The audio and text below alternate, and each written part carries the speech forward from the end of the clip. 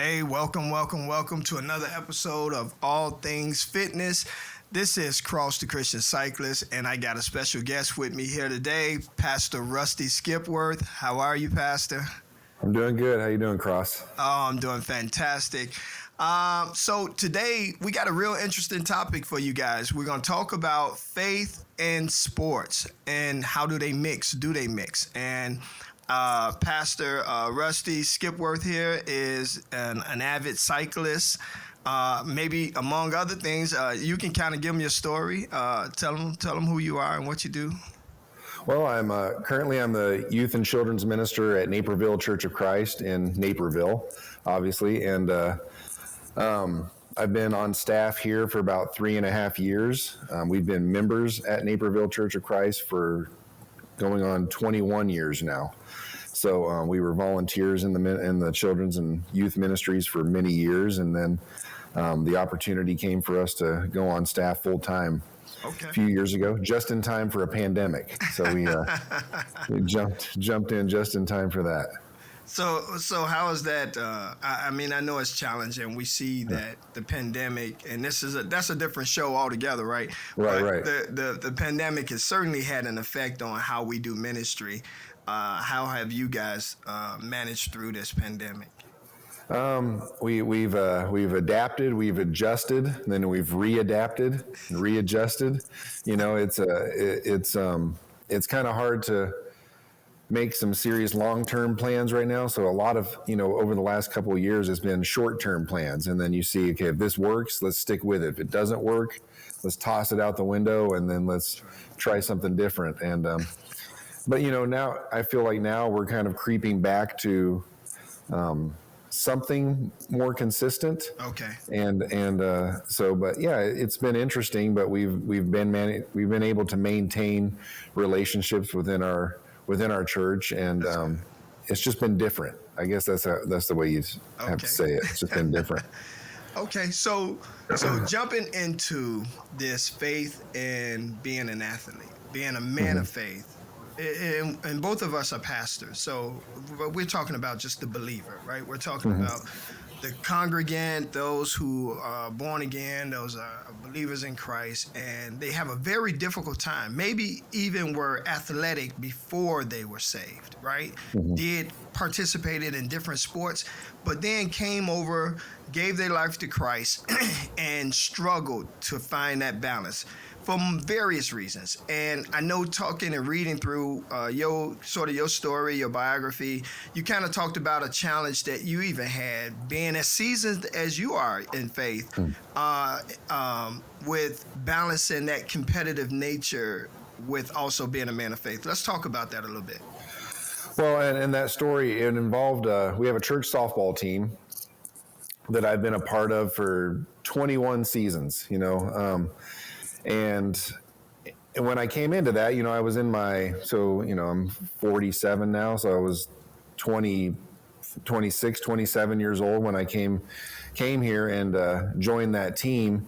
And even though it's just a church softball team in Naperville playing against other churches, it was consuming. It was like, my week would be dependent on how well I performed on a Saturday morning in a softball game, and so my competitive nature could really take over. And so there was an instance many years ago where, I can't remember exactly what happened. I think I popped out to the catcher or something like that. It was just a terrible at bat, and I threw my bat against the backstop. Okay. I threw my bat against the backstop, and in the moment didn't really think anything of it until later on, when there was an email between the team, going back and forth.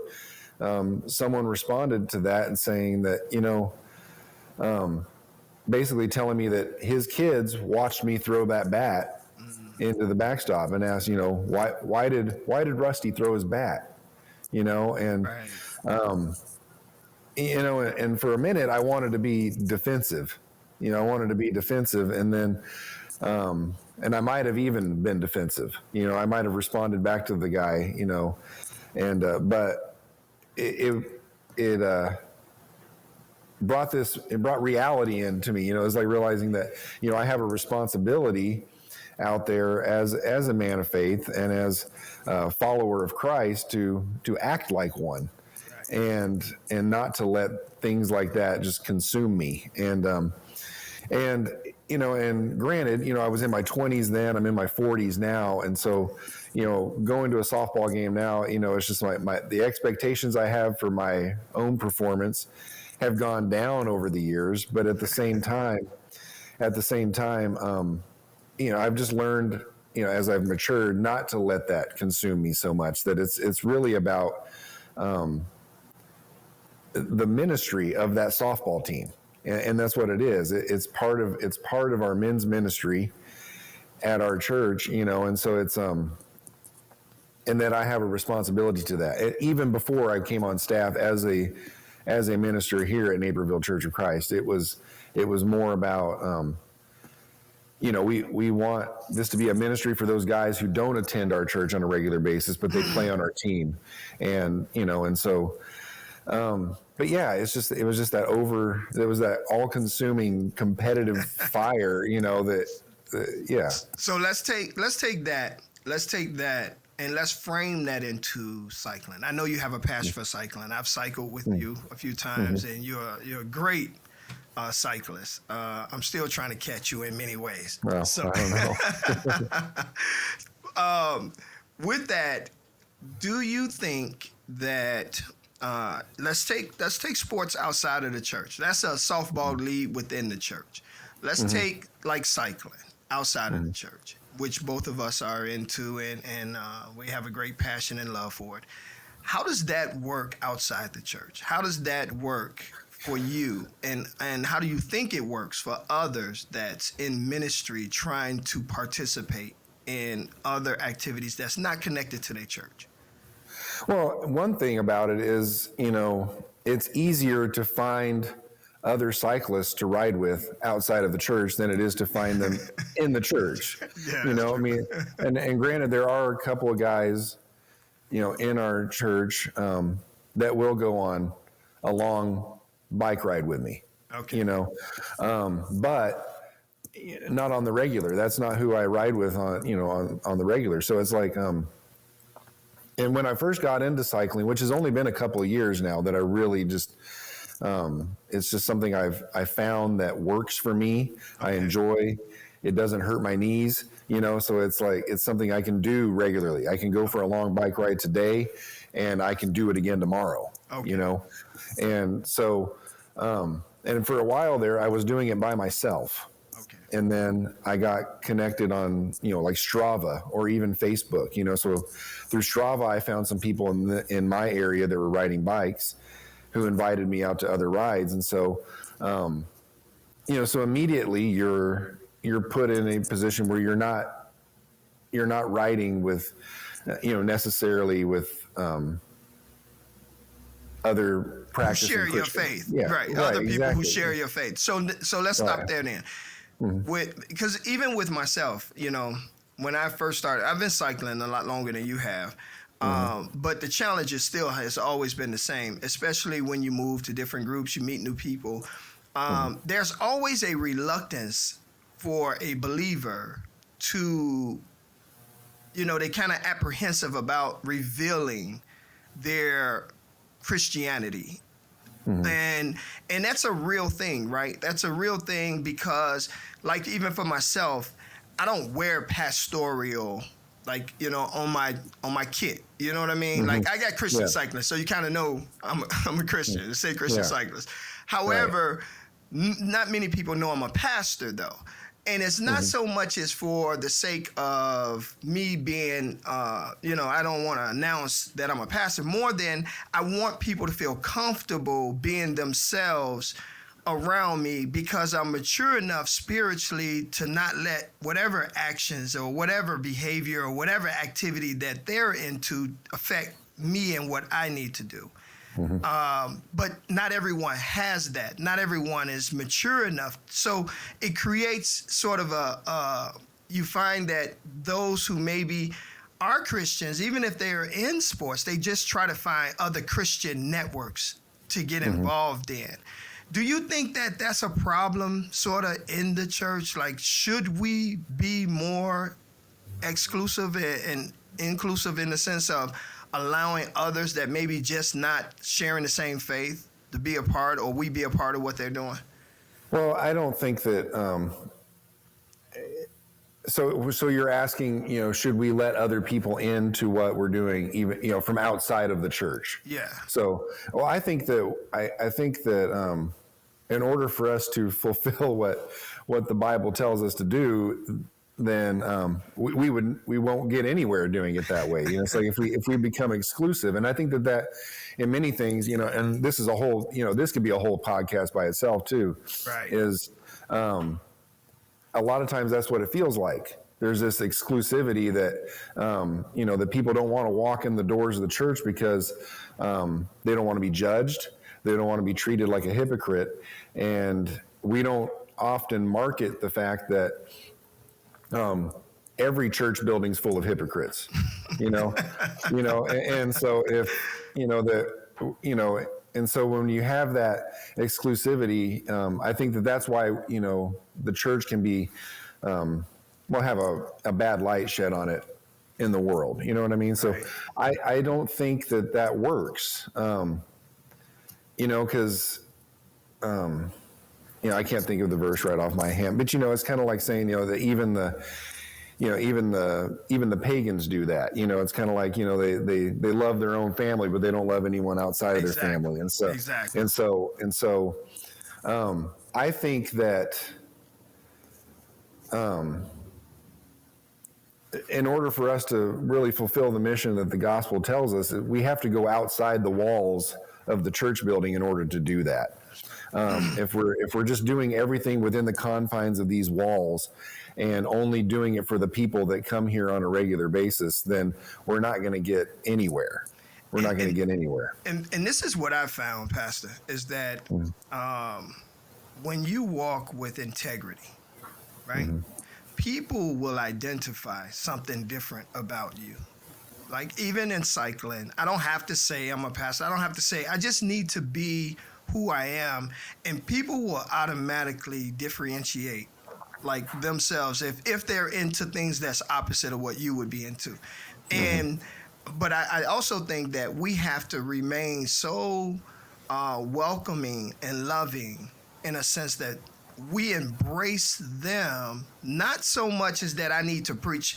I talk to other friends of mine, and there are some that every opportunity they get, they want to quote a scripture to you, and we scare people off because immediately people get apprehensive, right? So I think it's important to what you were saying. We have to venture outside those circles, right? And we have to be good representatives of Christ. So there's my next question. So I know you do it. So this is not necessarily posed to you because you do have like a cycling group. I see your church. In fact, we got a great picture up here with you and your ministry, and you guys fellowship in cycling, and I think that's awesome. I don't really see a lot of churches that do outreach or do activities that's involved with athletics. I mean, in the big grand scheme of things, I know you say you guys got a softball team, so you're one of the exceptions. And I'm wondering, do you have a reason that or think of why is that? Why do you think we kind of shy away from the sports arena? Well, I think people are intimidated by it at times, and what I think is great about, because we through the pandemic, we've started some different things. There was a women's walking group that would get together once a week and go to the different trails in the area. And that kind of spurred on the idea of these cycling, activities that we threw in there. So on a Saturday, once a month, we would come together and we'd pick a different trail. Like we've gone out to Blackwell Forest Preserve. We've gone to Springbrook. just a couple of different areas where we can just ride together, no matter who you are, no matter what kind of bike you have, no matter how old you are. It was just like, hey, let's pick this trail. We can ride circles. You can go as long as you want, and then we'll meet up in the parking lot afterwards and talk about it, That's right. And then from that also, we've started a new event that's happened the last 2 years, which is our Fall 50. Okay. And it's a 50-mile bike ride. The first year, we just went from downtown Oswego all the way up to South Elgin on the Fox River Trail. So we went 25 miles up and 25 miles down.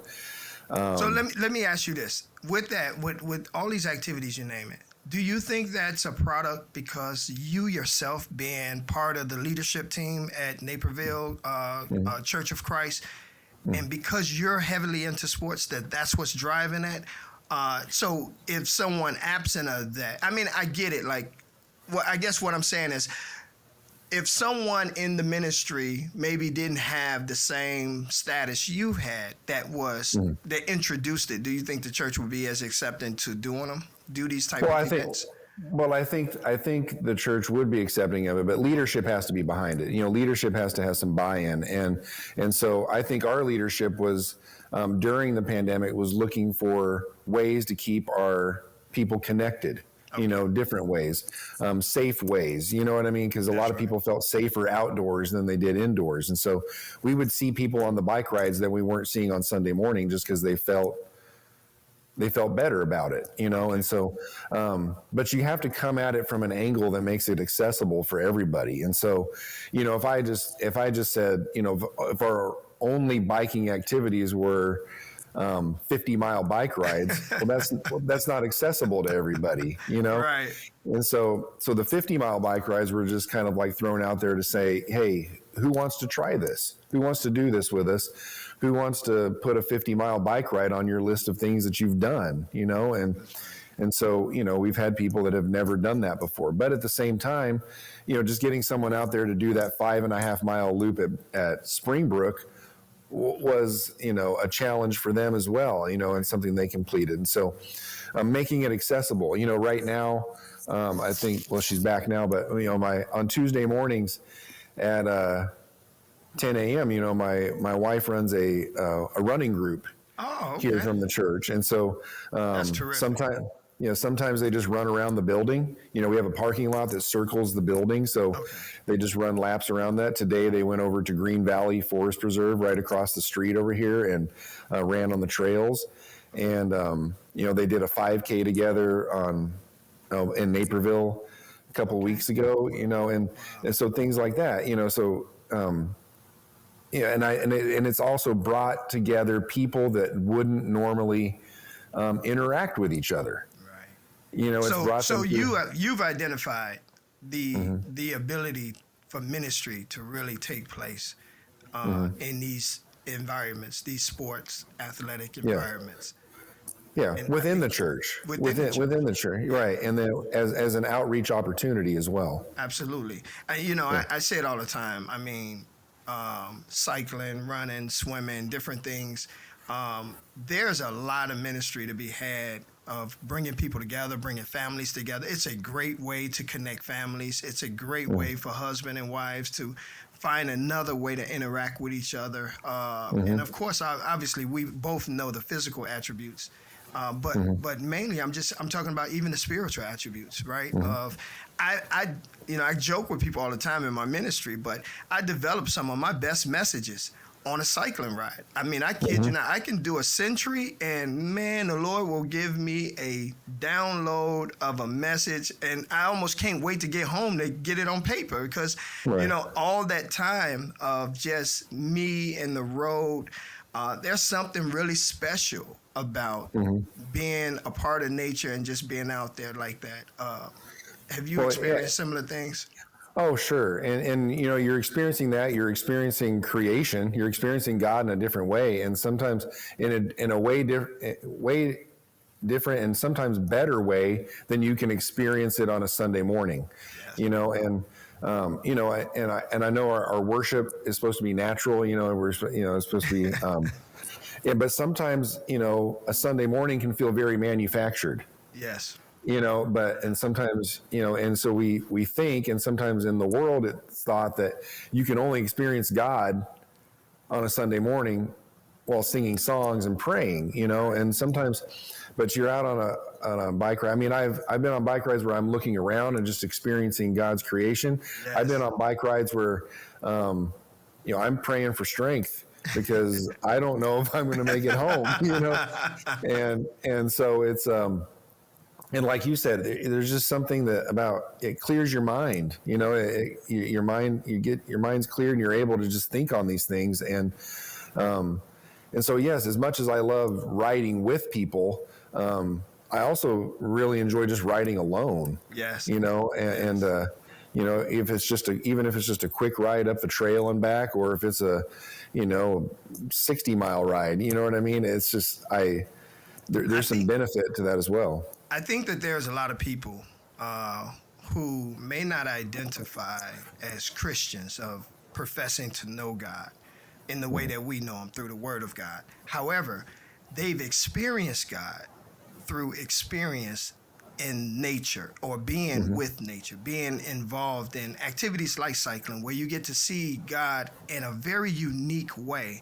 And even the Christian experience, I minister to this to my body of Christ all the time, that find something that allows you to experience God in a very unique and different way. And to me, sports, whether it be cycling, running, anything that puts you out, there's walking, there's just, because some people can't do either, they can only walk, but there's something about, like, I love the mountains, I love ocean fronts, there's just something that's very peaceful and spiritual when you, and like you said, it's hard to really say it or explain it. You almost just have to experience it. There's, I can be on a ride and I can be at the 30-mile, 40-mile point, and there's just an experience that I'll have that I can't explain.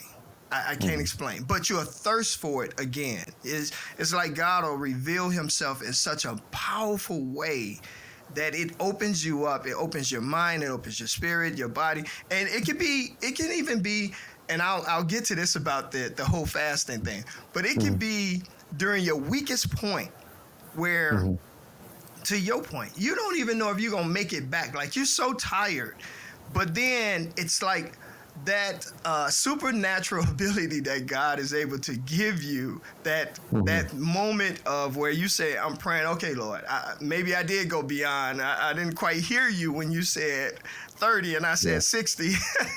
Yeah, exactly. But you're relying now on that strength. And a lot of people experience that, but not quite knowing what they're experiencing. You agree with that? I do. And, but it's also this realization, and coming to this realization that the body you're using was created for you. Right. And tapping into that strength and realizing that strength is not coming from you. That's right. And so that's why I would pray. It's like, because I've been there many times, and just having that experience. And I've had a conversation with somebody one time on a ride, and we were kind of talking about church and different things. I can't remember exactly where the conversation was going, but I just remember him saying, because we were out on a gravel road out in the middle of just farmland somewhere, and he said, you know what, this is it for me. Basically saying, this is what Sunday morning looks like for me. This is where I find God. And so, but I almost feel like the expectation was that that's not where I find God. Right. That cycling was like an extracurricular activity for when I'm not finding God within the confines of this church building, and I told him, I said, I get it. This is, I probably, I see God out here sometimes more than I see it any other place. And so, and getting people to understand that from a ministry perspective, I don't think that you have to walk into a church building in order to find God. Yes. It's just a matter of being aware of the fact that God is all around you, and I tell our kids that all the time in our youth ministry that, we have something we call every Saturday or Sunday nights. We, one portion of our program, we call it our happy, crappy, and God moments of the week. Okay. So they share some moments that were bad, and they share some moments that are good, and sometimes there's some God moments, and sometimes there's no God moments that they specifically mention. And there's just this reminder that God's in all the moments. That's right. And you just have to be aware. You have to be aware of it. That when you see a beautiful sunset, well, God's in that sunset. You see a beautiful mountain, like you say you like the mountains, and understanding that God created that mountain, and That's right. and having that awareness. And that is that's powerful. It's powerful in many respects. You hit on something that's really big, and that's seeing God in everything and knowing that He's not limited to that building. Right. And to your point, and this is no knock, right? Because we would never speak ill of the church, right? Because we want to build the body of Christ, but it's a true fact that sometimes you probably, as a pastor, we definitely can be depressed at some of the things that we see, and there's something pure about when you are out. There's a pureness that, and when you to the young man that made that statement to you, I often say when we limit God, what we're saying to those that like Aborigines or people who are out in the middle of jungles, like that they can never experience God. We're saying if they don't walk into this building or a building like ours, they'll never experience God. And we don't. We limit what God is capable of. He can reach us at any place, at any time, anywhere in our lives. And there are some places where culturally it doesn't look like what we do. You know what I mean? They don't have the same experience we have, and yet there's a pureness about their experience that we probably could never relate to. And I equate that cycling to that. I do. I equate it to being in those rare moments where unless you do what I do, you really wouldn't understand what I feel.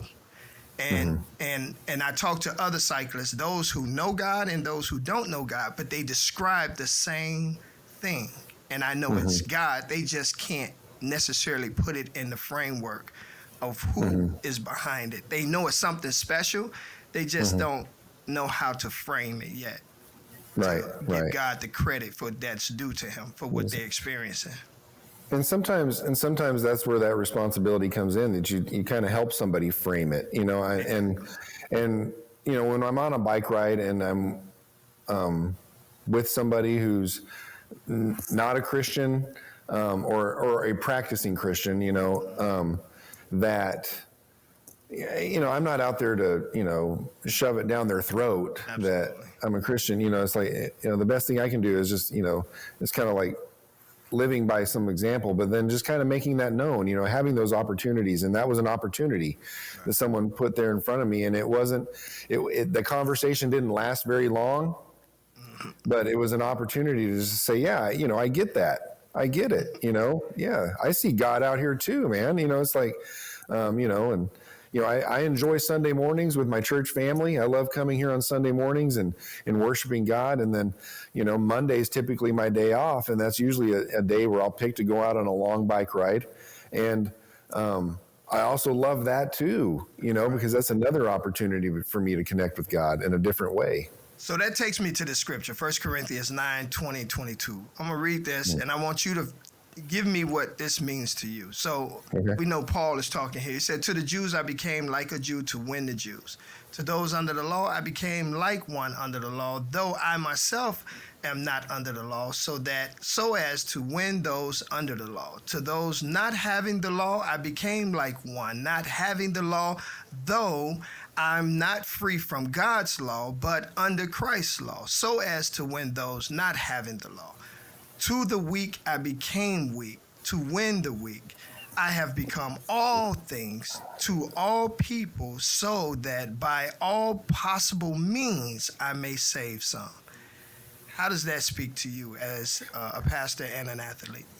Well, I think there's a responsibility there. You know, it's like we're meeting people where they're at. You know, we're not hitting them, hitting them in the gut and saying, and then knocking them out and then dragging them to where they need to be. It's like we're meeting them where they're at. And, I think of, I think of this story a lot, and maybe it applies here or not, but I think of the woman at the well. Okay. And even there, this was, we've got a Samaritan woman who's despised by the Jews, okay, and she's got a lot of sin in her life. That's right. But even then, that wasn't the focus. That wasn't the focus. Jesus met her where she was and basically wanted her to know that no matter what you've done, this living water's for you too. That's right. That's and right. It's like, I know about your sin, but that's not what we're talking about here. And so, but I think that meeting people where they're at, it's like, and I think that's key because, when I'm writing with people, and I'll be honest with you, when I initially started writing with all these groups, it wasn't like, I didn't first think, this is a great opportunity for me to minister. It was more like, this is a great opportunity to go out and ride bikes and have fun with people. You know what I mean? Man, trust me, I know. But what happens when you meet new people? You meet new people. A lot of times, one of the first questions that's asked, in these conversations is, what do you do?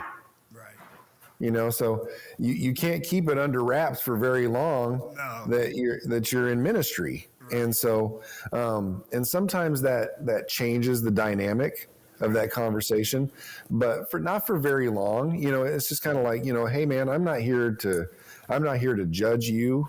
Right. I have no more right to judge you than you do to judge me. And I'm not the ultimate judge, and so, this is, we're here to ride bikes and ultimately we have the same responsibility to each other, and that's to show love to each other. Exactly. You know what I mean? And so, but Mike, sometimes I go off on a tangent and I forget where I was going with it. But no, it's okay. We say the same thing, and I'll tell you, God tricked. I use this as a joke, but God tricked me because when I started, like especially when I started back cycling, it was my way. It was my escape, if I could say that. It was my escape from ministry. It was like, finally, I get to do something I want to do, and then. I say God tricked me because I have this, I believe everything I do should be ministry. In other words, you need to find God in everything you do. There should be nothing you do that God can't be a part of. If you're a true Christian. And I preach that all the time. So it was like God let me have my fun in the beginning, right? And then he started giving me revelation for like this podcast show, right? Or this CMOP program that we got, which is an outreach program for underdeveloped communities. I think I'm saying it right. But out of suddenly ministry started creeping in it because there's opportunity to tell stories, tell other stories, to encourage someone, to what All Things Fitness podcast is for. So it was like a trick because I thought it was supposed to be about me and my bike, and I didn't even honestly, I didn't even want to ride with groups. I was content with just getting on my bike and enjoying myself riding. And before you know it, I started meeting people, and I'm a social person to begin with, so it's very difficult for me not to start meeting people. But eventually, I started seeing the ministry part of it come to light. Without God, the beauty of it is the ministry revealed itself in it without it sacrificing that portion that I so desired, the passion for cycling. So now I have the two, right? I can do this podcast. I can help create and tell stories for people to encourage them and point them to a better themselves, right? At the same time, I maintain the love and the passion I have for cycling. So, so. Well, I think, and for me, it's like that. It's like, okay, I'm out here experiencing it, and I've had this experience. I'm experiencing creation. I'm experiencing God in this way. I want to bring other people along with me on this ride, Right. and it's like, so I got myself a new bike, and but my wife did not have a bike. I was like, well, I gotta get my wife a bike, so it's like, so she can experience it with me. So she, and so like that, you know, like and we took our bikes with us to Atlanta, Okay. Oh yeah, that was beautiful. I'm gonna bring that picture up. In January. And, because for one, it was a little warmer in Atlanta in January than it was here. And so we drove there, and we were at a conference, a youth ministry conference in Atlanta. And we say, hey, we're going to go ride our bikes up and down the Beltline Trail. And so this picture right here was along that Beltline Trail, and a nice lady stopped. She was pushing her stroller along the street there, and and asked us if we wanted her to take the picture for us. And you can kind of see our bikes in the background there, kind of blended in with that picture. But, it's like, so these opportunities, and so, but even that, these bike rides with our church, just finding people and saying, hey, I want you to experience this with me too. You don't have to go ride 50 miles with me, but let's go ride 5 miles together, and, so yeah, I experienced God here. I want you to experience God here as well. That's right. Well, it's amazing how fast 30 minutes go. We went way past 30 minutes already. That's what happened when you get two pastors together, right? Yeah, exactly. It happens. Let's tell people about your church and how they can reach you if you're in the Naperville area. Hey, not only is Pastor Rusty a man of God and a minister of the Word of God, but he's an athlete. And as you heard just in the broadcast, they got a lot going on at their church. So if you're in that area, the Naperville area, and you're looking for a church home and you want a pastor you can relate to, I think this is a great ministry. You want to tell them a little bit about your ministry, where to contact you, where to find you? Yeah, you can, Naperville Church of Christ. We're on 75th Street. Between we're close to 355 and Naperville Road, and and we've got a lot of things going here. We've got like I like to tell people on Sunday mornings when we do the welcome, is that we've got something for everybody here. We have we've got a great children's ministry here, and we've got a youth ministry. We've got a men's ministry and a women's ministry, and that covers everybody right there. That covers everybody, and so. And then we got our Sunday morning worship that happens at 10 a.m., Bible classes at 9 a.m. And it's like, we just have a lot going on here. We have just a great community of people here that will love you when you walk in the door, and they'll be happy to see you. And we've been a part of this church for 21 years. And it was the first church we visited when we moved to the area, thinking we were going to go visit other churches. We joined a community group or a small group. We were invited to one on that first Sunday, and we've been a part of that community group for 21 years. And, and so it's just, we've made some of our closest friends, our kids, their best friends, went to church with them here as well. And so we and it's just, and we just love it here. We love it here, and we would love to have you if you're looking for a church home. Well, thank you again, Pastor. I appreciate you coming on to the broadcast or the podcast, rather, and sharing your story, sharing your testimony, sharing your passion, your ministry, and your passion for cycling. I think many will be encouraged. And I hope someone listening today know that, hey, if you're a Christian and a believer, you don't have to shy away from sports and activities that you enjoy. You don't have to feel shamed or feel that, that misconnomen that is sinful, or, a lot of the things that we get these ideas. God is in everything. And if God is in your heart, he'll be represented through your heart, and he can accept. Now, I'm not saying he accepts everything we do.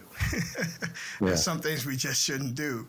However, these type of activities, I think it gives us a different experience of who God is, and what God is capable of. And I think we miss out on the wholeness of God by depriving ourselves these. And just one last thing, I think it's important to know that if you think you can only find or see God in people that identify as Christians, I think you're way off base there, because I've met a lot of really incredible people through this that I learn from on a daily basis that push me to be a better cyclist and push me to be a better person as well. And just because they don't go to church on a Sunday morning doesn't mean that that God hasn't put them in my life for some reason. And so I think that's important. I think that's very important that you said that. And I think that is so important because God is a big God. He's a huge God. And if you believe you're living a purposeful life, then you have to know that God, he doesn't just do things just by coincidence, right? So he brings people into our lives. It's our job to find out why. There's times where, to your point, and we do want to end it, there's times where God has brought people in my life and I didn't necessarily see it right away.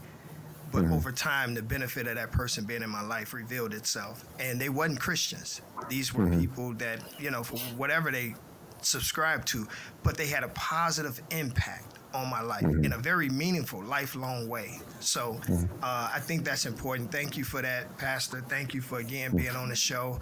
And until we do it again, I appreciate you, man. And we got to get a ride in soon. Hopefully this year you can join us at Hammerfest. Well, I think Hammerfest when is that? It's August 20 something. August 20th, I think. I'll be in Lincoln, Nebraska, riding a gravel world. So I'll be doing 150 miles of gravel on that weekend. So it's I still yet to see why God would send anyone out to ride.